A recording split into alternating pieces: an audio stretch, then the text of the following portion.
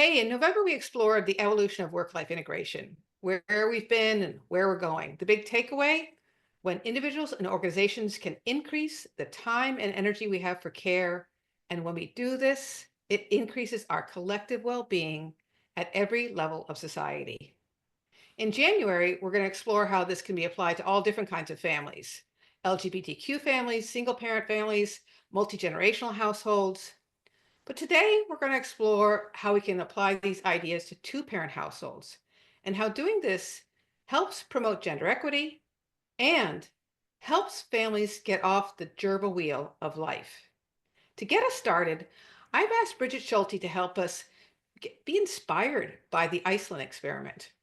I hope that what you see from this is that although the US is not about to become Iceland, when we change how much we work and how much energy we give to work, we can make change at the systems level, whether that's a country, a workplace, or your family system, and we can improve everybody's well-being, promote gender equity, and as Bridget will remind you, improve how we work. So, you're doing great stuff, and they got another wonderful book out there, from overwhelmed to overworked, because we all know that work has been a huge problem, and you did some amazing research. There's lots more we could talk about it, but I want to just talk really briefly about the Iceland experience because something happened where 85% of the country is working less and there was all kinds of benefits. And it wasn't just knowledge workers, it was every kind of job. So tell us what happened in Iceland.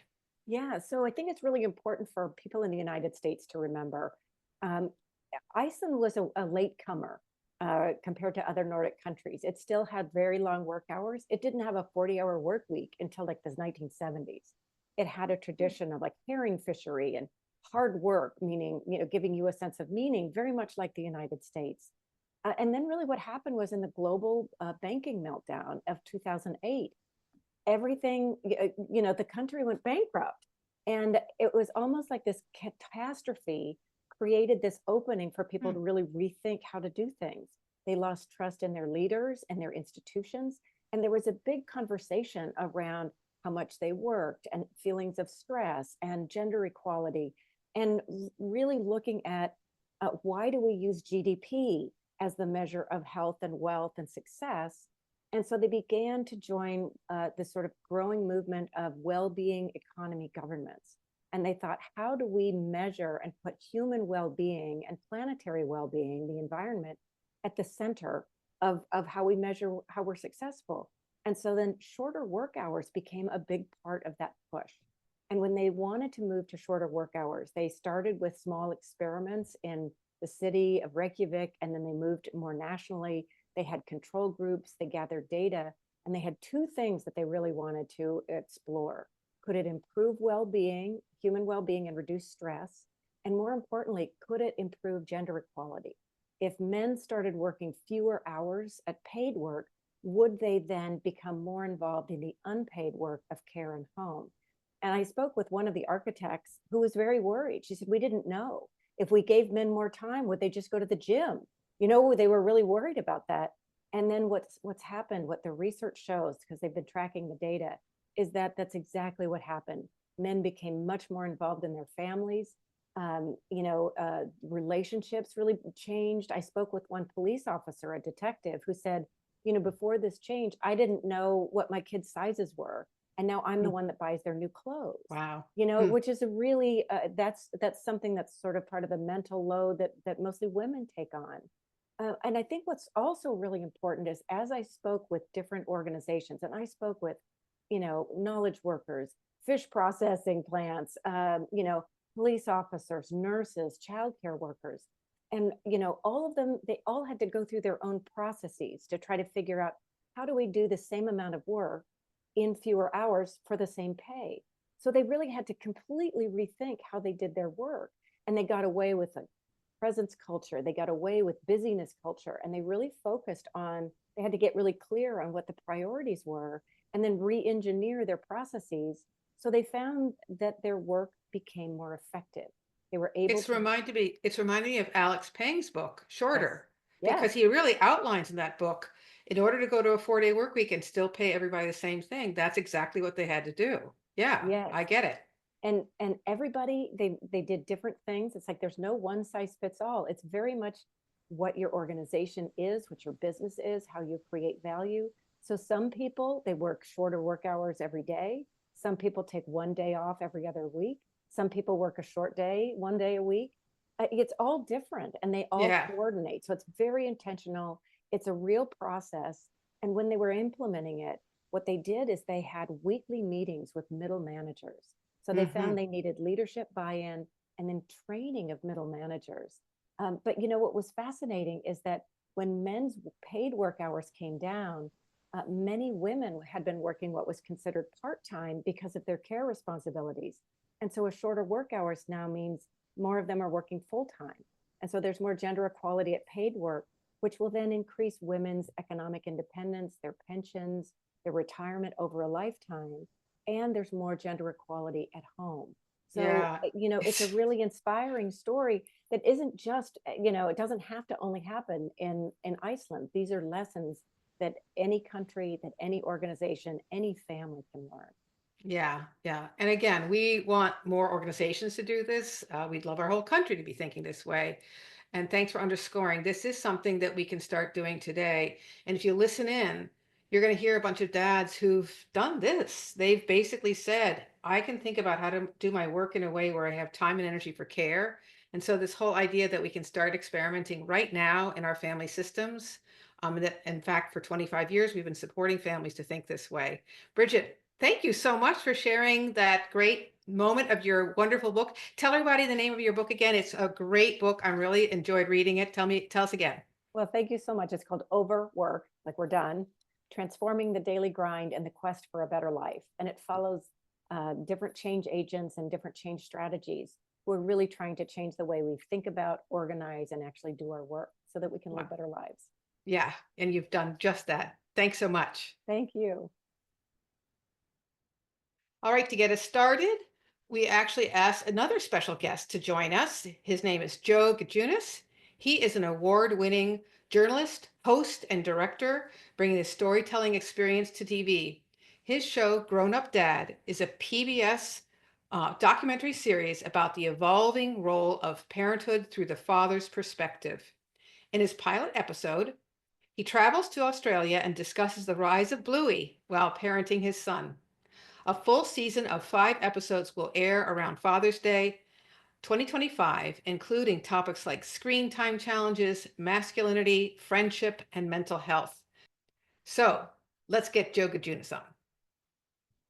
Oh, thank you so much for that introduction, Jessica. I really appreciate it. It's great to be here.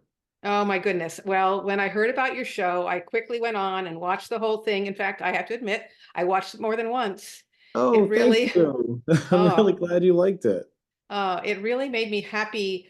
You've just done such a good job in such a quick way of describing the real challenges fathers are facing today, but Mm. more importantly, the real opportunity of what fathers are facing today.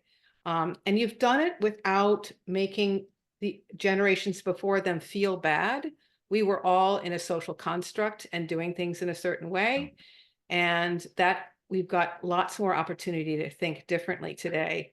And so I just feel really lucky that you're getting this message out there. It's really very, very important. The Third Path has been since we were founded 25 years ago. Thank you so much. And I really appreciate all the work you were doing for so long. When I found out about your organization and the decades you put in, it made me smile too, because this needs to be something that is shared by so many people. And we're still have so much work to do to get the message across. We sure do. We sure do. I think the place I want to begin is to think about this idea of work and care versus Mm, work or care. I don't want to go into the details here today because we did a lot of this in the November Thursdays with Third Path. But, you know, because of industrialization, we kind of separated out work from care. And mhm, mhm. we created all kinds of norms around who does one and who does the other. We got very stuck in those norms. Yeah. Um, I certainly grew up in a family where, my dad was the person who worked, and my mom was Same. actually Yeah. home full time.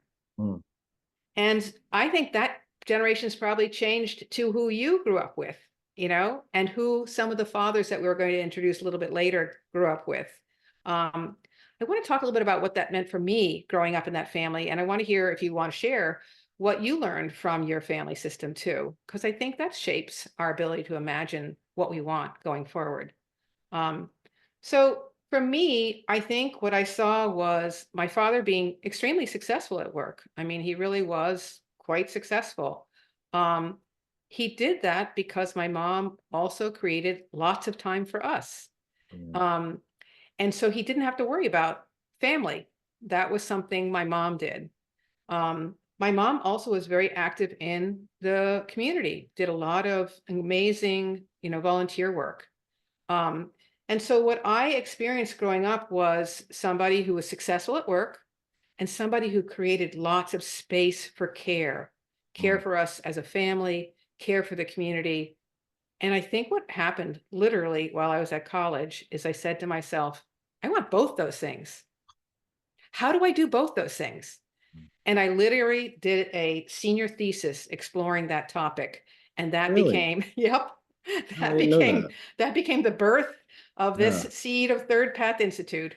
Interestingly, what I found in my senior thesis is that more in two-parent households where it's a mom and dad, the more dads are in support of what the moms want to do and they can see it together as a joint venture, the more successful they were in solving their work family solution.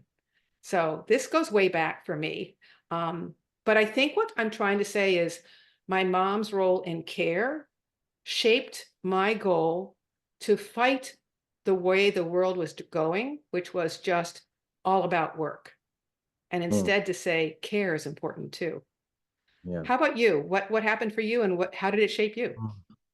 Well, I had both of my parents were always working. They met on the job. Hmm. And but around the age of 8, my dad decided he wanted to start his own business, which he was successful at as a consultant. But the traditional provider role for him, he was gone a lot of the time. Most of my childhood, he missed. There'd be some months where I might only see him like 4 days a month, and so I got to give and I got to give credit to my mom for also having a full time role as a manager too, and really raising me the majority of my childhood. And having both of them, the work I learned how much you need to work. I think in this world, seeing them both do that their entire careers, um, but then also understanding that we're really the idea of where do you find that care, where do you find that time. I think both of them with the situations, I think there's certain things they missed and they do wish they could do over again too. And so I think that's one of the things I'm really trying to talk about in my show too, is how do I balance my own career with being a better father, being there more present, being at as many baseball games and school pickups and still making his lunches as I can. And, as you said in the intro, like the previous generation, my dad thought he was doing exactly what he was supposed to be doing. I want something different for my Yeah. kid. And I think a lot of millennial dads like myself feel the same way.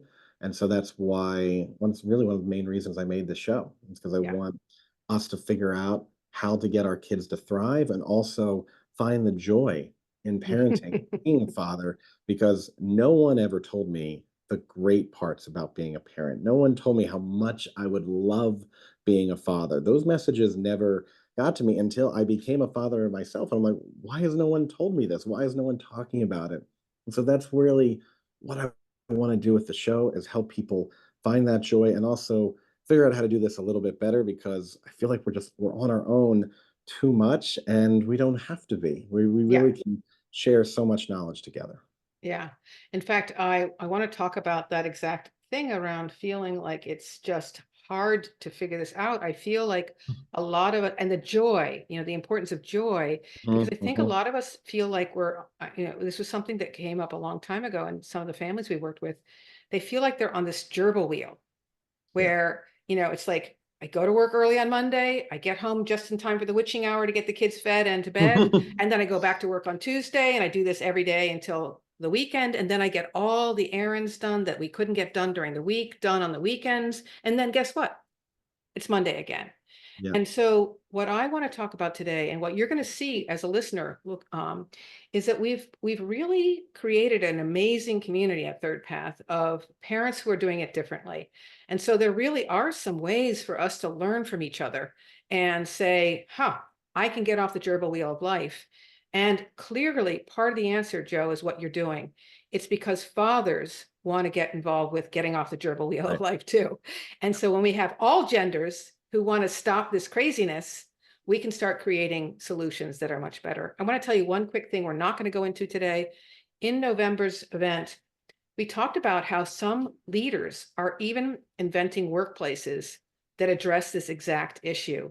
So they're creating 4-day work week workplaces, the leaders, or 6-hour That's work amazing. day That's amazing. workplaces. Yeah. And they're paying people the same wages because they, as leaders, are tired too.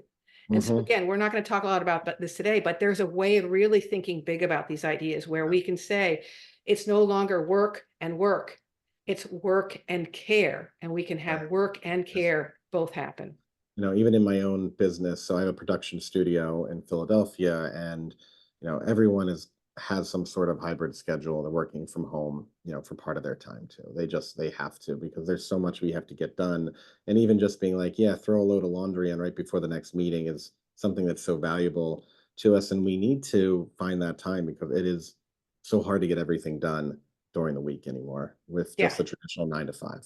Yeah, yeah. In fact, I really think, and again, we're not going to focus on it, but there's whole countries that are exploring this idea because there's just, we have it, in a 2-parent household or a single parent household, we have people who are working and they still need time for their lives. And so I think we need to really It'd be change the nice to equation. have time Yeah. for our lives. How quaint. Tell me more about this Well, unicorn-like world we've got here. there was a quote in your wonderful PBS, grown up dad episode that I think is worth sharing right here. Everybody watch it. It's a really great episode. I can't wait for the next ones to come out. Yeah, It's even me too. better. I'm really Yeah. excited. Well, you said, if I give time to my son, am I Mm, taking it away from my wife? yeah.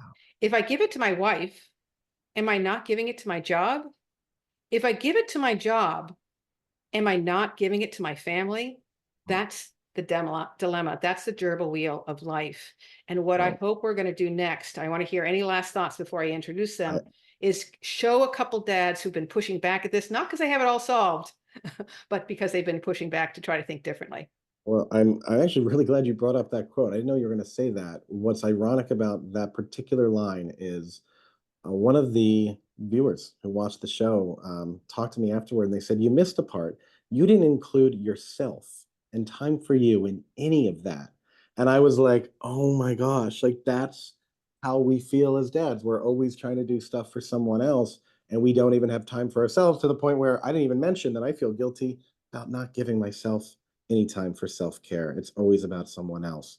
And that adds to that gerbil wheel you're talking Oh my about. God. Can't get Oh my off God. of. Oh my gosh. Let's talk about this for a second and then we'll introduce the dads. Because as you can imagine, for 25 years, I've been going uphill trying to get people to think differently about these Yeah. things. Mhm. And Joe, the only way I could do it was to make sure I took care of myself in the process. Mm. Otherwise, I was going to burn out.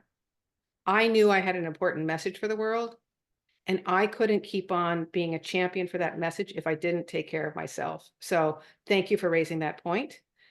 It's a really good one.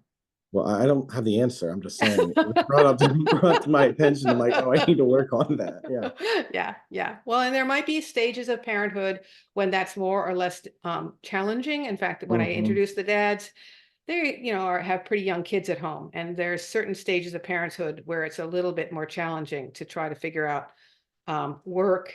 care, self-care, time for a date night, but you have kids for a long time. So there are other stages where it becomes a little bit easier. So cool. Before we get these two dads to join us, I do want to let you guys know one way ThirdPath is really trying to be able to bring you into this conversation is we have a wonderful Facebook group, the ThirdPath Collective, and you can join it right now. and we've got lots of conversations going on about these exact issues. So please join it, the Third Path Collective. We'd love to see you there. We'd love to provide support, provide humor, provide insights around how we can get these ideas into action today. All right, let's introduce our... Do that now. Good. Let's introduce our next guest. So welcome, guys. We're glad you're here. It's really great. It was easy for me to think about, we have so many great father stories in the Third Path community, but I picked a couple of really special ones to join us today. And I'm going to start by having Kevin Richardson tell his story. And I'm hoping, Kevin, that when you tell your story, you'll talk a little bit about what you're doing today and how old your kids are and how you're balancing work and family. And please, I know it's not always easy. Some days you feel successful, some days you don't, but we'd love to hear a little bit about how you're making it work. And then afterwards, we're going to hear from Stephen Rowe about the same thing. So Kevin, tell us a little bit about your work family story. Well, thank you for having me on. My wife was very early, like the trailblazer, and thinking, okay, maybe there's a different way to do this. I don't really want to just be going to work, bringing the kids to the grandparents, and then coming home at 5 o'clock and seeing them. So she started really intentionally finding a way to have remote work, and well, it wasn't initially remote, but a job that was a time we called flexible. So that was our first kind of slogan, was like flexible work. And then I worked a conventional nonprofit job that ended up being about 40 hours a week. What I found that's interesting is the transition to, having first 2 kids and then 2 kids that are getting a little bit, into the toddler stage, and then having a third kid is the sense of you feel a bit overwhelmed, and there's a lot of expectations and things you have to take care of naturally with that kind of added workload. And so what I find my reaction to is going back to that original kind of default mindset. As things get more difficult, it's harder for me to be creative and think of sort of these inventive ways of doing life. Whereas when we just had our second kid, it was definitely a moment where I felt like very energetic about that. Yeah. And Yeah. I think the shift away towards having more childhood responsibilities, and then yes, in a position where I'm having more leadership role too, has also kind of pushed those margins where I like draw creativity from. So I think that's part of it. On that in a second, but Joe, you might have a question for Kevin, Yeah. and then we're going to get Stephen's story. Well, I really enjoy hearing that.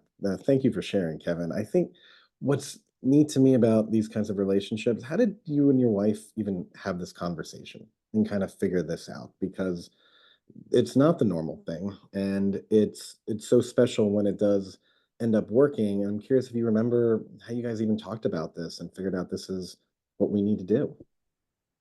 Yeah, I mean, for my wife, she'll tell her own story at different points, but she was early on after we had our first son and wanting to commit to this sort of flexible work environment. Um, and so that was just something that was, I can't even remember exactly when that happened, but it was like pretty soon after we had Robin, our first.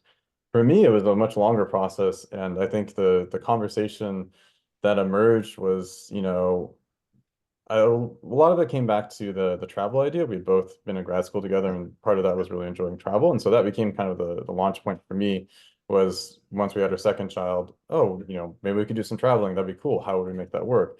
Well, I'm seeing like my wife do remote work and be successful at it, flexible work. I'm seeing opportunities out there too. This is just before, or no, this is during the pandemic. So, about 2 years into it. So that kind of opened it up and really started with that kind of, the focal point, or yeah, the basic level of the travel. And then it opened up sort of these Nice. other pathways. And I guess the other thing too was skill sets. We both knew we had skill sets that had certain flexibility to it, and we were lucky to have that. So that was part Yeah. of the conversation as well. Good. So nice, Good. because those conversations are sort of tough to initiate sometimes and kind of realize like what Yeah. it is that we really want and what do we need, because Yeah. that hasn't been modeled for us in previous generations. Well, and what I'd argue, Joe, is if you're on the gerbil wheel of life, you're already so exhausted. It's hard to create space for that. And so one of the messages I'm going to say a few times in today's event is, so think about this even before you have a kid. And certainly think about this before you have Yeah. kid number 2, which brings us to Stephen Rowe. So Stephen, I'd love to hear your story. Tell us a little bit about how things are arranged today. How did you get there? Yeah, thank you so much for having me, Jessica. It's great to be here with y'all.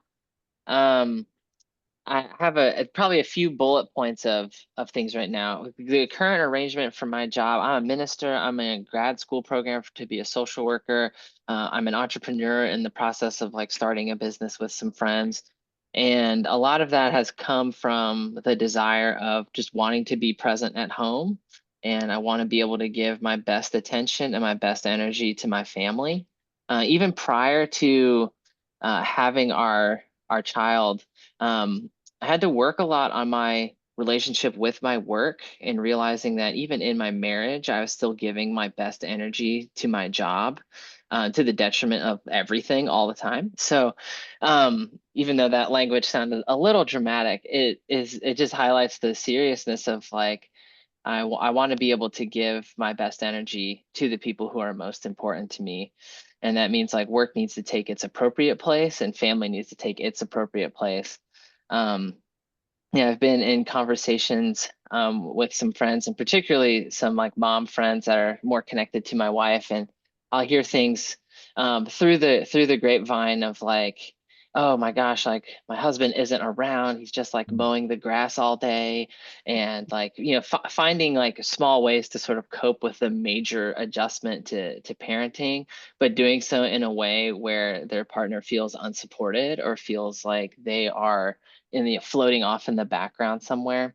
And I'm just like not willing to do that. And I'm sure I have at some points and need to work on it, but it's like, I'll let the grass grow, guys. Like that's okay. Like I want to kind of be in the fray and in the midst of the mess and all of that. So I think it boils down to that question of like, how can I live and work in such a way that my best energy goes to where I want it to, and my like the best time goes to where I want it to as well. Because if I'm, structuring my job around like getting the best amount of work done while I'm missing all the things at home, I'm like, what would it look like to just shift that around? And so really leaning into that flexibility. Another thing that is happening right now as we're kind of as I'm juggling ministry work, grad school, business stuff. My wife also works for a nonprofit. And so we have a lot of those like transitions that we're juggling and trying to figure out childcare. And then we abruptly lost a significant part of our childcare at the beginning of the semester, right as things were really Sorry. getting busy. So that Okay. required some additional improvisation. And so just like really trying to stretch the resources that we have. And Jessica, me and you have talked about like good enough mode and really getting comfortable being in good enough mode for work. And even times like good enough mode for just at home things, just to make things work. So trying to trust that that's okay, especially seasonally. Um, but when me and my wife talk about like what do we want out of our relationship with work, we've kind of come back time and time again to, do we want to be able to work with the right people and then have to like figure out the resources, right? Because like in nonprofit stuff, we're not making the biggest bank possible that's out there. But and at the same time, we do need more money, so that would be helpful. But sort of juggling this, like, do we make more money and then have to figure out like our working relationships with other people, asking for the time that we want, the flexibility that we want, or can we name that we are actually with people who are super supportive and we like the people who we're working with, and now we just need to get extra creative in figuring out how to just increase our potential income. Yeah. And so a lot Wonderful. yeah, so I can go on and on, but I hope Yeah, that's a no, helpful very helpful. And sense in of fact, tension of what Yeah. we're feeling. in fact, I think what you've raised is an issue that we're definitely want to circle back to. It is around finances, work, family, and finances. So we're going to circle back to that one for sure. Joe, there might be a question you have for Stephen if you want. I I love hearing that story, and hey, good luck on all of those things, man. I don't know when you have time to be a parent too, on top of everything else. So good luck. I was thinking about how difficult it is though to be a dad in a traditional 9 to 5 too. And really what ends up happening, I think like so many of us, is okay, we're scooting out at 4, instead of staying till 5. We're trying to figure out ways to leave early because we have to get our kids to soccer practice, or we've got to pick them up too. And it's like the work system is still designed for us to be there every minute, and we're not allowed to leave early, and we're not allowed to think about that role and those responsibilities. And when you think about, I mean, like my kid's school, I can't even drop him off until 8:45 in the morning. Okay. How would I possibly get to work? at 9 a.m. You know, my kid's school ends at 3:30. I'm like, wait, this does not work for working parents. And it's still so difficult um, the fact that the school system and the work system is still set up assuming someone is always going to be home to take care of the kids, and it's usually not the dad too. I mean, Yeah. how hard that is. Yeah. Yeah. So what you're getting at is, again, this big picture dilemma. We've Hmm. created a society that's work or care. You Hmm. work and then you come home at the end of the day and on the weekends and do care. And then you go to work. And we want to create a society that says, no, all genders need to be able to, we need to reimagine work so we can do work and care. And what we're seeing with Kevin and Stephen's stories, when you have a two-parent household, there's all kinds of interesting arrangements that can happen around this. Interestingly, Stephen's standing on the shoulders of his father and mother, who did this when they were raising Stephen. Hmm. And so actually, Stephen's fathers, who I met first before I met Stephen, worked a compressed work week when raising Stephen and had Fridays off in charge of his son and daughter. And Stephen remembers being picked up by his dad after school because Fridays was dad day. So there's lots of change happening. Unfortunately, it's not happening for too many people. We need more of it to happen. So there might be one more thought you want to say, Joe, before we talk a little bit about technology. I love how you came up with, or you talk about good enough, Stephen, because to me, it's, equity in the home is not about, oh man, I've had a tough day. I'm at like 25%. My wife better have 75%. It's really, to me, like, oh, we're both home and we only both have 25%. How the heck are we going to get to bedtime? Right. And I'm curious, Stephen, if you've got an example of that, or just what you both are doing to make that work. Yeah, I mean, it's all too real, Joe. I mean, this morning had a great bedtime last night. We're expecting our son to wake up at the normal 6:45 or 7 a.m. He's wide awake at 5:20. I go in to see if there's any way to calm him down and do a diaper change, do some, singing and put him down. And then it's major scream time.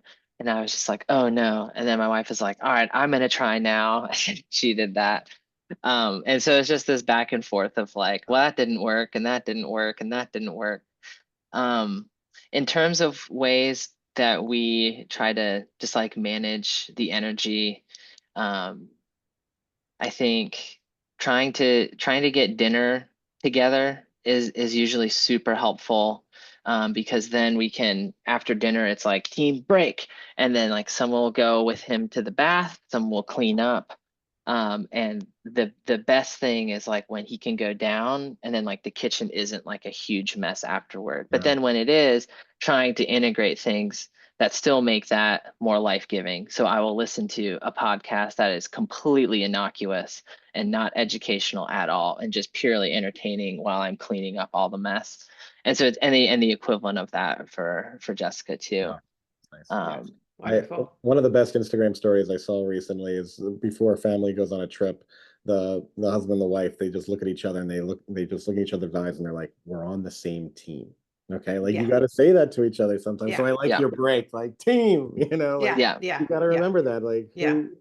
you two are supposed to be in this together. You're on the same Yeah. And team. Go ahead.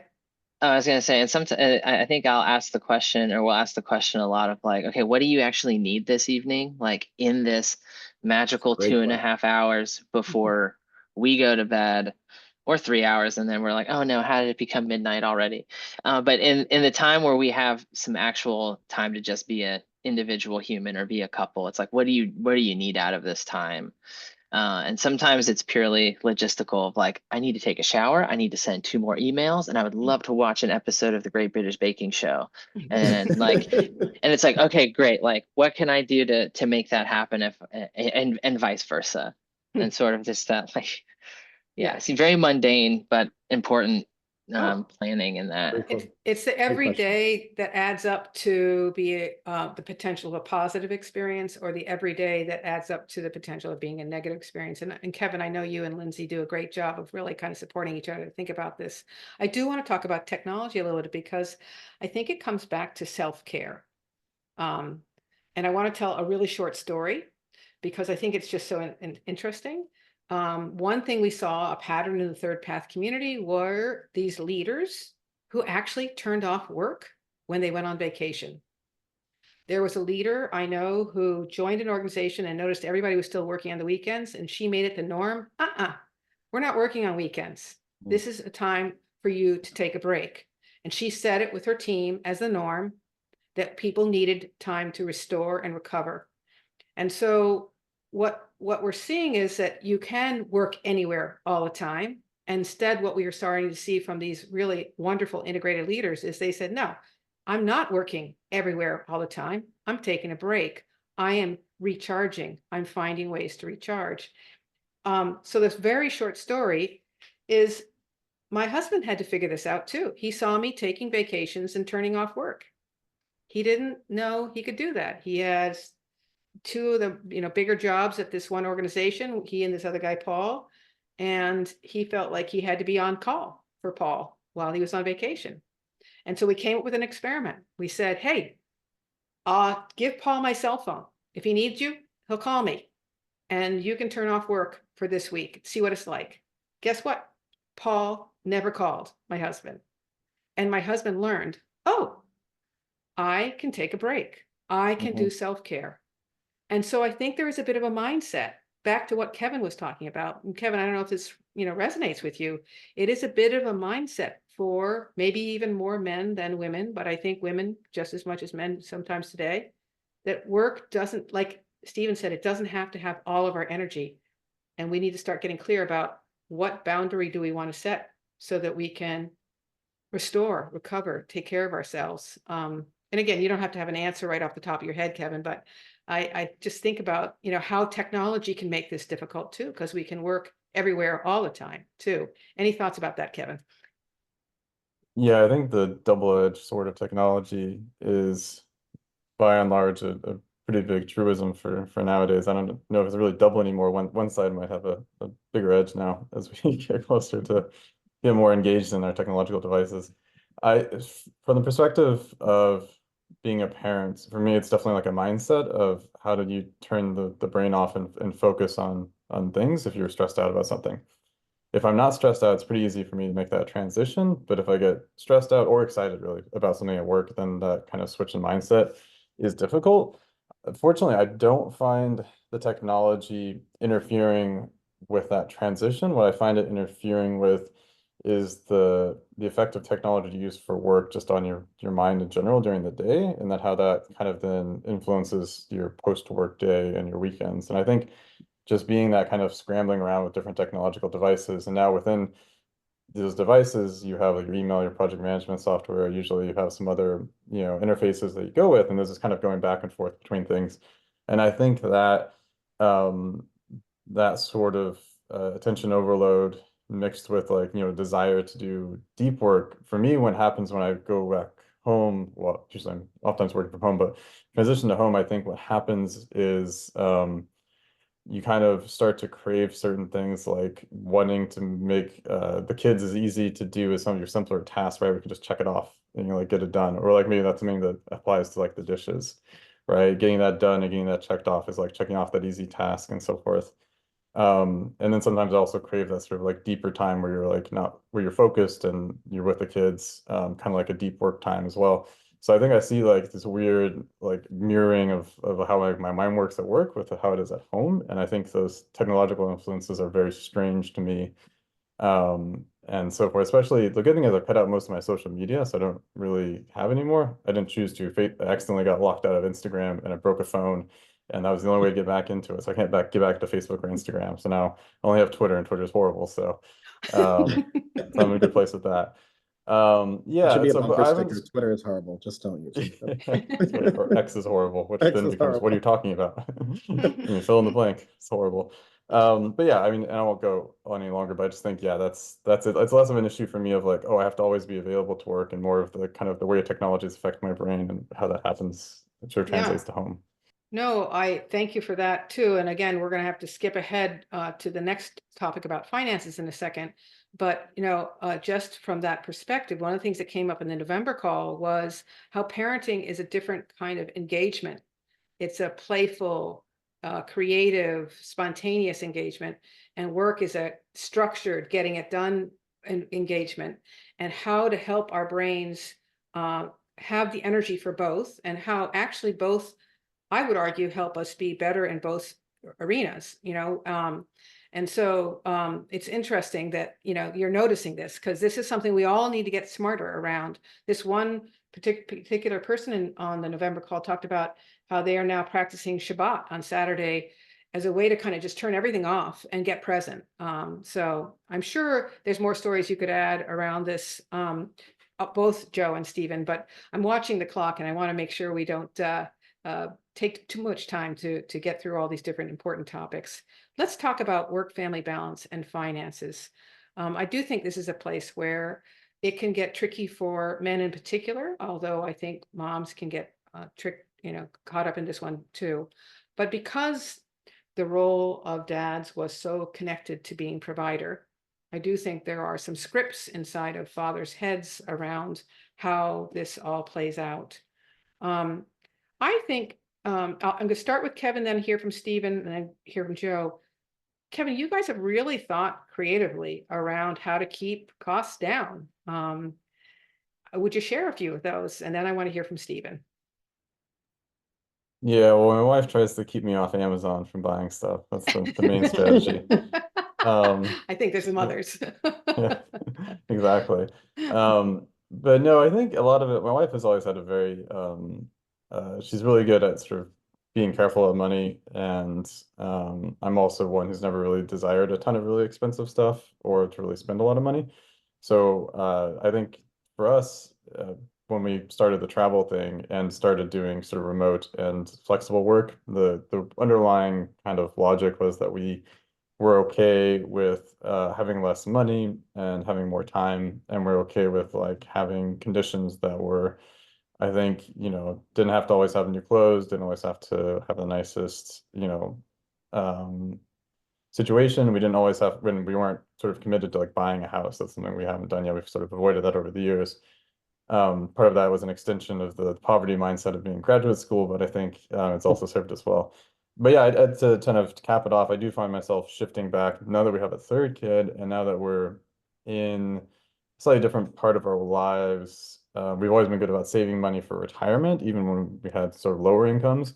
But I find myself drifting towards wanting a little bit more income and stability on my side, and especially as my wife has thought about doing homeschooling for the kids, freeing up more of her time for that. And so for me, kind of going to that traditional breadwinner role or desiring to do that, a lot of that comes from seeing my wife and what she wants and kind of wanting to facilitate her wanting to do the homeschooling work with kids, and then also putting like a little bit more cushion on our lifestyle. So that's kind of the shift that I've felt personally. And I think she's still very committed to like the thrift lifestyle too. So it's interesting to see that dynamic change in a different ways for both of us. Yeah. So again, it's this kind of family system solution. You're communicating with each other about how to make it right for all of the whole family system. And money is one piece of that. But what you really are hearing in Kevin's story is something we learned from the ThirdPath community, that time is also valuable. And so by keeping expenses down, families figure out how to have more time. So Kevin didn't mention it. I think it's okay to say, he's used a lot of family for childcare at times too. And so that's one way, between sharing the care with him and his wife, and having some extended family play a role, of another way that they've been able to keep expenses down. Stephen, have you learned tricks as a family around this finance stuff that are helpful for fathers to think about? Maybe a mindset change, maybe a thing you've done as a family system? I think it's a very live question. And I think the thing I'm really curious about figuring out is how to work less and make more money. And I think in the That's the same dream, way, man. That's the yeah, dream right there. but I think in the same way that I'm having to be in, as I'm juggling the different work responsibilities and good enough mode about that, just recognizing like there's like financial aspirations and then there's like financial necessities. And it's like, okay, like, yeah, I'm not making like what I want to be making, but we are making enough to like sustain our life currently. And we are thinking about more kids in the future. So in the same way of like wanting to sort of level up our finances to accommodate that, it feels like that is becoming more of a necessity. And then so it's talking about like what levers can we pull that are at our disposal to move us toward that.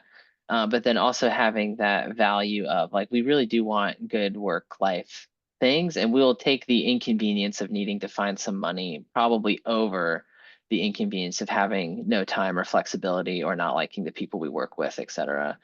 And I think so far that has been like motivational enough for us. It's definitely challenging. And I think another thing that I've just had to get okay with is just like asking for help. And occasionally when like life happens in pretty like intense ways where it's like, okay, we actually really need X, Y, and Z right now, just like asking for ways to get that and to make that happen. And if we're talking about our families and our communities being invested in our parenting, it's like, I guess it is okay to ask for stuff like that. So whether that is like time or childcare or even just like a financial support thing, that has been good. It's been challenging, Yeah. but Yeah. And we're seeing this, it's that's one of the biggest changes that I've seen, is that the cost of living is just so high. Houses are high, everything's so high, so that there is kind of more thinking about how to do this differently, multi-generational living, not buying a house. But certainly, Stephen, your father too, your parents both really prioritized time, not just money. So I remember talking to him about all these issues too. So you had some role models around how time is really valuable, and children grow up quickly. So we're at that point where I'm going to be asking everybody today for one last piece of advice for the fathers listening in, or maybe the mothers listening in, something that they can leave with, that they wish they knew, or they want to really just underscore. So I'm going to start with you, Kevin, if you don't mind. And what's one last piece of advice you would give? And then we'll ask Stephen, and I'll give Joe the last word. Well, this comes up or follows up on something that's come up several times about communication and like talking about things. Once we got to like the third kid, I feel like we stopped communicating and talking about things as much, just sort of grunted at each other and like kind of through like rote programming into our bodies, remembered that someone's supposed to do the dishes without like talking about it. So I think that's a piece of advice, is when you have your first kid, at least in my experience, it was so many conversations about it, about what you do, divide things up. And as it got on, as maybe as the kids get older, but also as you get into more kids, I feel like it becomes less conversational. And I think trying to come back to those conversations is really important. So, especially when you hit like a lower energy point and you're like feeling overwhelmed, but you don't quite realize you're feeling overwhelmed yet because you're still trying to keep everything together. So being able to kind of like express that and like say, oh, can you take care of this for now? Because I'm like a little overwhelmed. I think that to me is something to keep in mind as you move past like the first kid phase for sure. Yeah. And listeners, Kevin has an 8-month-old and 2 other children. So, okay, we know that part of what's going on for Kevin right now is just the stage of life he's in. It is a big stage of life. That 8-month-old will not stay 8 months old. So I hear you though, Kevin. Stephen, any last words? yeah, I guess this piece of advice feels fairly general and not specifically tied to our conversation, but I was like, ooh, I get to share a piece of advice that people have to listen to. This is so exciting. But I think there's so many things outside of your control as a parent. Like I can barely control things even like in my own self most of the time. And so I think just recognizing that you can really only control how much you're willing to enjoy the thing that's in front of you. And so just like take that little bit of control you have very seriously and just enjoy the stuff. Hmm. So Wow, some really powerful memories come back, Stephen, about that, because to me, my brain was kind of fried on Thursdays and Fridays at the end of the workday. And I stopped my work at 3. That was my 2 afternoons with the kids. And I'd go pick up my kids at school, and we would just freaking play out in the playground and have so much fun playing TV tag or whatever. And my brain needed that. And it was just so much joy. So yeah, pay attention to those places where we can find some joy and jump into that joy. Joe, thank you for doing what you're doing to get this important message you. about fatherhood and how we can do fatherhood differently. And everybody, please watch Grown Up Dad. It's on PBS. It's a great, great, great first episode, and more coming out around Father's Day. Joe, last word. Oh, thank you for having me. Thank you for the work you're doing and sharing these stories, everyone. I really appreciate it. I think it's really, if you want to support moms the most, you want to support kids, one of the best things you can do right now is ask dads about how they're doing and give them a lot of support too. It's such an important part of our identity. This generation, I think we're really changing what it means to be a dad. And we need to encourage dads to really have this great experience too. And honestly, tell another dad, hey, it's great being one. This is one of the best, most fulfilling things in my life. It was a message I never got growing up, and I did not expect it to be the greatest source of joy in my life. And I hope everyone, every potential and current dad remembers that. Wonderful. Great words of advice. Thank you so much, everybody. Great meeting you all. Thank you so much. Thank you. It's great meeting you guys. So, Mike, I am so glad you are here today to kind of reflect on what we've been listening to with these wonderful dads who've really been thoughtful about how to rearrange their lives so that they have the kind of life that they really value the most. Instead of kind of grinding through and doing what they feel they're supposed to do as men, they, as you mentioned to me when we were talking earlier, they had a lot of humility of trying to really think about what's important here and how do I do it differently? What role can I play in doing it differently? There was a quote you mentioned where Stephen talked about energy and work. What was that, and what does it remind you about something that you do when you talk with couples about these issues? The quote that Stephen used that I loved so much, that I'm going to start using with my couples now, is that he had to work on his relationship with work so that he was giving his best energy at home so that everything wasn't in detriment to everything that he was doing at work, meaning that he really had to reevaluate where his best energy was going. And I think with couples in particular, if they when they're asked that question about where they're putting their best foot forward, oftentimes, and I'm going to use men in this particular instance, that I think fathers really tend to think that their best foot forward has to be at work because it's where they believe they have the most utility in the family. It's where they can do the most for their family, whether that's connected to finances or it's where they feel like they can bring in the most resources for their family. But I just love that idea that there should be a period where fathers are asking, where am I putting my best foot forward? And is it always at work rather than being at home? And if so, why? Why is that the belief that you have that that's where it should be? Yeah, and I really think this is getting at the issue where I was talking about the gerbil wheel of life. Because if you, and now more and more two-parent families, if you have both parents kind of putting their biggest energy into work, then when they get home, that idea of deficit, they get home to the work of family at a deficit, and it feels like work as opposed to the opportunity where family can feel joy. And so one of the things I also heard you talk about is, how can couples think differently about this? And you picked up on something where a couple of the fathers talked about a team approach. What does that mean, a team approach? A team approach to me, when I'm working with couples, I'll really talk about the difference of being a team versus just two partners that are parenting together. When you're on a team together, you're constantly checking in about how did today go? How is our week going? Do you feel like we're doing a good job with the um, balance of work and groceries and getting the kids where they need to be and cooking dinner and so on and so forth.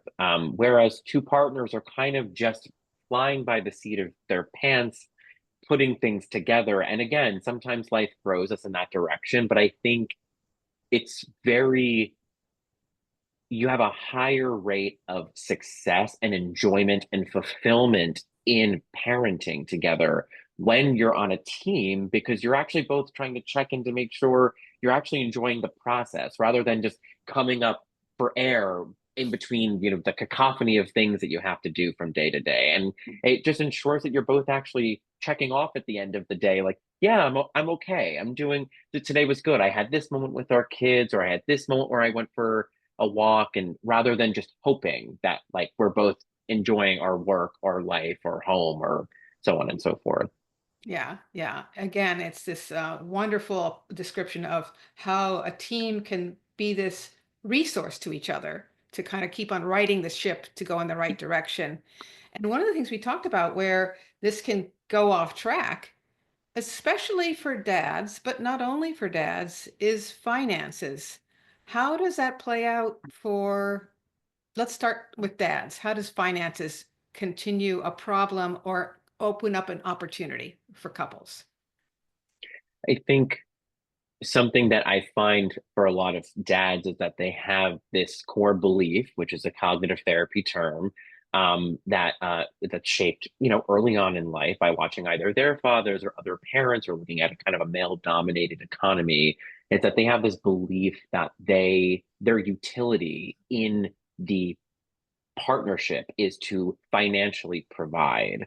And if they're not doing that, then they're not really fulfilling their quote unquote role as dad or as father. And I think the opportunities that you can have as a team in tackling parenting together is to actually challenge, like, why is that the belief that we have, that you have to be the breadwinner, or why does there have to be a breadwinner, or what, something I'll ask my couples a bunch about too is, what's the magic number, like what's the number that you'll have when you actually feel good enough about your contributions financially to the family. And oftentimes dads will kind of look at me with a glazed look, and they don't really know. There is no number. There's just this belief that if I get more, I can provide more, then the family will be happier. But I think it provides an opportunity for couples to really look at, you know, are they enjoying their lives together? If you're so focused on work, like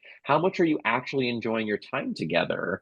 If you're all of your energy is going towards just making more money for your family. And listen, in this economy, I understand like wanting to be able to provide for your family, but if you're not enjoying your family, what are you providing for? And why are you working so hard to do it? Yeah, yeah. And I think one of the things we've really seen in the Third Path community is that there are some alternative ways to think about this, where we can step out of those core values that we kind of grew up with blindly, and instead choose some other values that feel more aligned with what we really want from our lives and our families and our work. So, Mike, we've been thinking a little bit about two-parent households where there's a mom and a dad. And we've been talking about the energy and having that team at home to think about how do we want to use our energy? How can we collectively make choices that feel good to us as a two-parent household? That issue around energy, does it show up differently if it's a two-dad family or a two-mom family, or do they also struggle with some of these issues around where are we giving our most energy and how do we want to do it best?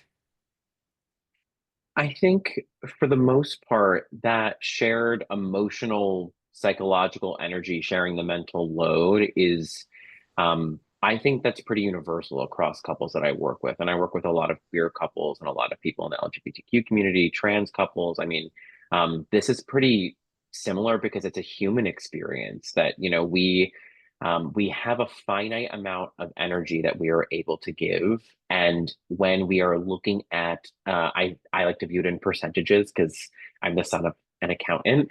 So numbers are big for me. I like to see that, when I ask couples, how much energy are you giving to work? Put it in a number for me.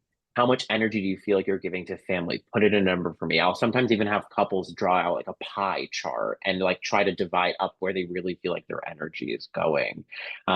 So to me, I think every couple I've worked with, this is a shared struggle of really looking at where their energy goes and how intentional they are even about putting that much energy into each piece of the pie.